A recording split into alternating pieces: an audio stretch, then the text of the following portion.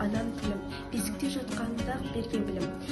Шыр етіп жерге түскен минуты мен құлағыма сіңірген әуесінің.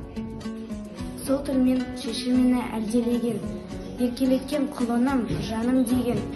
Сол тілменен бірінші білгізілген, ана деген сүйгендік сөз әмменен. Құшақтап алып қашып құрбы бөлгін, сол тілменен ойнадым далада еркін.